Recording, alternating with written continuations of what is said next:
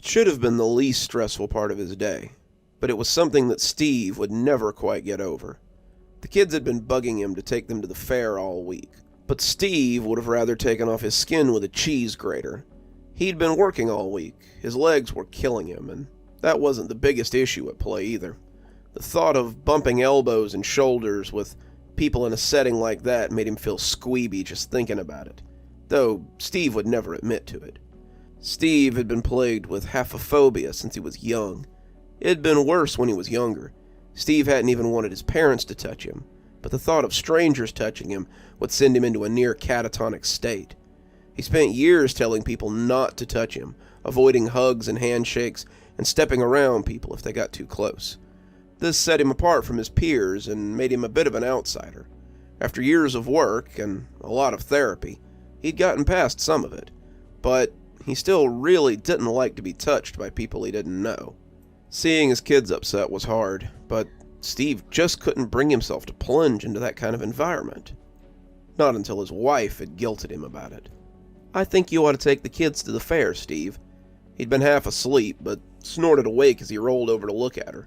The two were in bed, Lisa having gotten off a little earlier than usual, and they were looking forward to a much-needed night of sleep. Steve had nodded, ready to slip off into oblivion, when Lisa had spoken up. "Huh?" Steve asked, as articulate as ever. "You should take them to the fair. It means a lot to them. I'd do it myself if I didn't have to work until 11 on Saturday." Steve grasped for an excuse that would make her let him sleep and drop the conversation. "So tired from work. The boss has been working us hard, and I don't really think I have the energy to putter around the fair." She rolled over, wrapping her arms around him as he leaned back against her. Lisa would never know how much work it had taken to get to this point, and he never intended to let her find out. He had never told her about his mental issues. He was afraid that she would see him as weak or an oddball and might leave him because of it. He doubted it. They had been married for years, but it was always something in the back of his mind. I know it's been a long week for you, but it would make your kids happy. Please, for me." Steve wanted to tell her no, but it was hard to say no when she was pressed up against him. There weren't many people Steve could stand to have this close. The list was very short. Lisa, the kids, and maybe his mother. He wanted to make her happy, wanted to make the kids happy, so, despite his better judgment, he agreed to take them. So, just before sunset on Saturday night, Steve found the three of them standing at the ticket booth just outside the teeming throng of people that made up the town fair. Even now, he could feel the presence of the crowd. It teemed with life, the sweating masses that would push at him, their skin rubbing at him as he and his kids walked by. The odor was nauseating, even from here, and Steve could feel his skin crawl as he paid the ticket taker with shaky hands. As they headed through the rusty chain link surrounding the fairground with his oldest, Robbie, and his youngest, Charles, Steve knew this would be the biggest test of his mental health in some time. From the instant he stepped inside, he could feel the combined weight of the crowd pressing against him. No one actually touched him. They were a little too polite for that. But the oppressive nature of so many people moving around him was still a lot. The combined smell of sugary fair food, stale sweat, cigarette smoke, and the puff of dry earth from the fairground was like a cloud around him. The warmth of so many people so close to him and his kids reminded him of being too warm in his winter clothes. It was stifling, the miasma of emotions at odds with the smiling faces of his kids, and Steve tried to keep it together as his skin threatened to crawl right off his body. At first, Steve believed he could distract himself from all this. The food smelled good, but it was hard to keep it down with the combined smells of humanity wafting around him. Fried this and battered that went into his stomach, but even the culinary oddities couldn't keep his anxiety at bay. People sat too close to him, their heat radiating into his skin, and Steve began to feel claustrophobic as the crowd pressed against him outside the food tent. Due to COVID protocol, the fair had to ask guests to only eat in designated areas, but that didn't seem to be stopping most of them from walking around with small buffets in their arms. As he came out of the tent like a man who's seen a ghost, Steve thought maybe the rides would be a better distraction. The rides looked fun, but the seats were so close that it was hard to quantify as a distraction. Every ride pushed him closer to his fellow riders, and their skin on his was unbearable.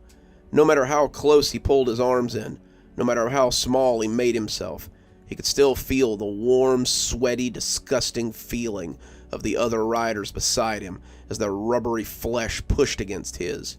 He spent every ride feeling more and more like he wanted to crawl out of his own skin, and when Charles reached for his hand at the end of every ride, it took everything he had to grasp it. He felt ready to puke, ready to scream, and after a while he just let the kids ride the rides as he sat back and tried to keep control of himself. Rob and Charles had gone off to ride a collection of rides around the bench that he was sitting on, and as they moved, Steve moved as well. He was aware that they could get snatched pretty easily in this environment, but Rob was stocky for his age, and Steve hoped his size would dissuade anyone from messing with him or his little brother.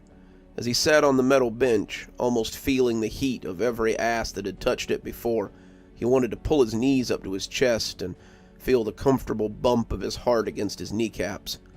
He hadn't done that since he was a kid, something that had driven his mother crazy, but he longed for that comfortable press now as the unnamed masses flooded around him. Steve would have never believed that there were so many people in this small town, but it appeared they were all on display tonight.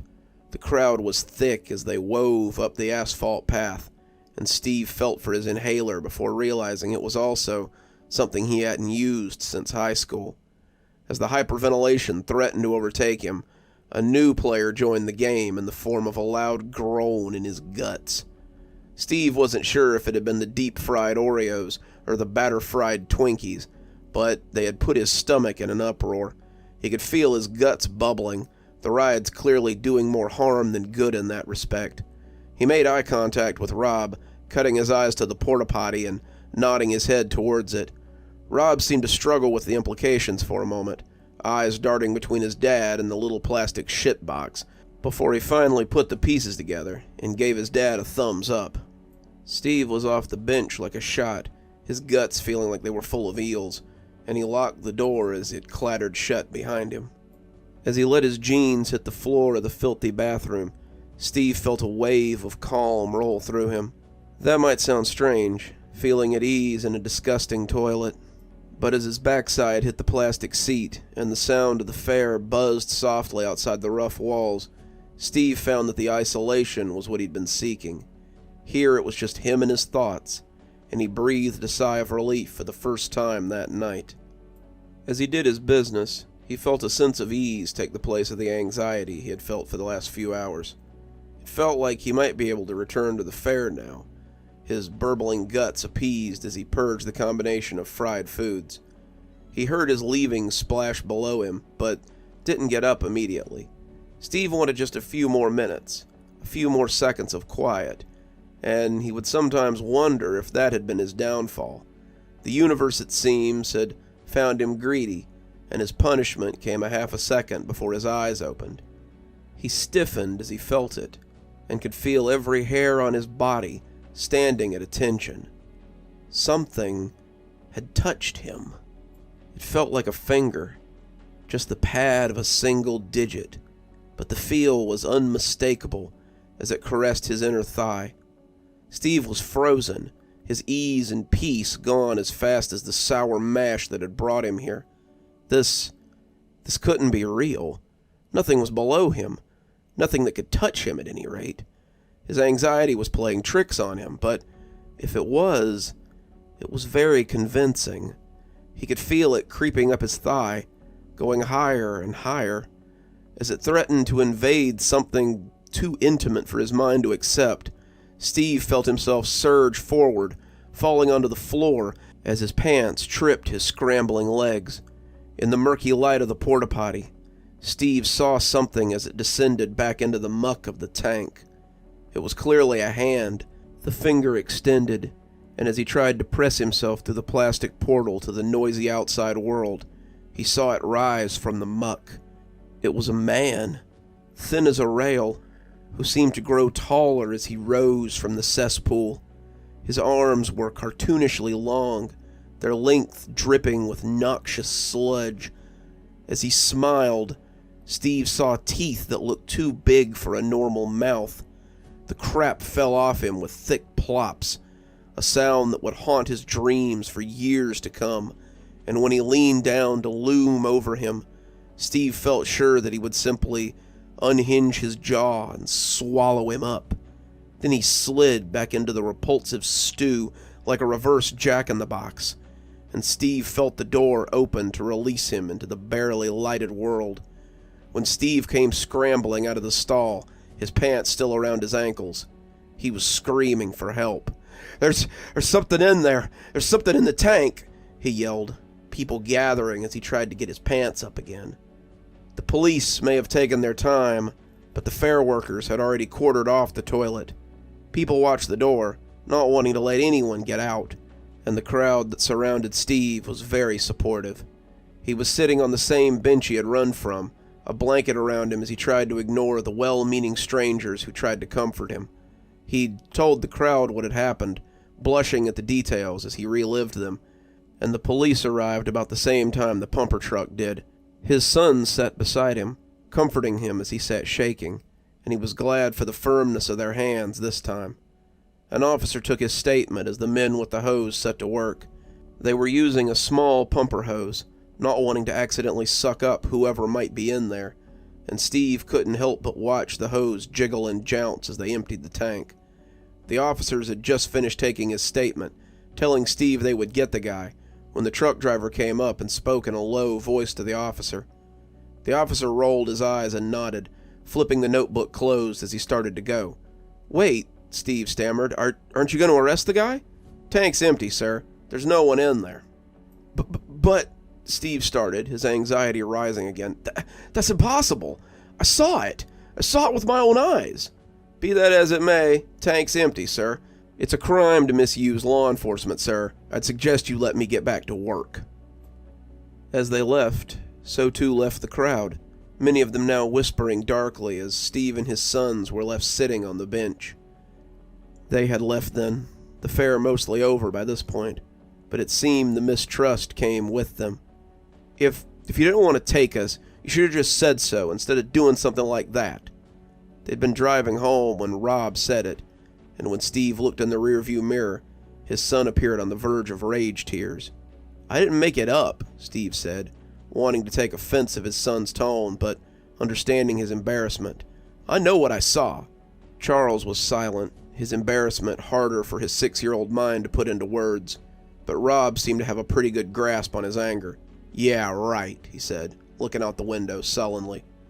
The drive home seemed to take forever, but it still wasn't long enough for Steve to find a rebuttal. His sons piled out when they got home, and Steve could only watch as they went inside and slammed the door behind them. He wanted to be angry. He wanted to rail against his oldest for the way he'd talked to him, but as the anxiety and the shame built up inside him, all he could do was lean his head against the steering wheel and sob silently into the unyielding rubber. He felt violated, doubly so after the judging whispers of the crowd, and he knew the shame wouldn't wash off in the shower.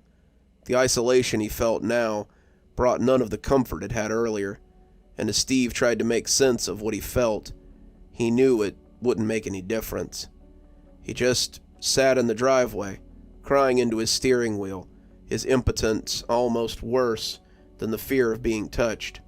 The stranger who had touched him tonight would remain a stranger, and that fact was the worst part of all to Steve. Good evening, everyone. It's me, Dr. Plague. Thank you so much for joining me for tonight's story. If you haven't already, I always suggest hit that subscribe button, maybe go ahead and hit that notification bell so you don't miss any of the great stories that we do here. I've got a link below to my latest book if you'd like to pick up your own copy. Follow the link below down to Amazon, and if you'd prefer a signed one, get up with me. I'm sure we can work something out. If you'd like to support the show in a more monetary way, might I suggest heading on down to Patreon. We have several tiers. I'm sure you'll find something that'll suit you. I always recommend my $10 tier, which is my Ghostly Reader tier. You get a signed copy of my book on your doorstep anytime I write one, which is, on average, about twice a year. Speaking of my awesome patrons, let's go ahead and thank them, shall we?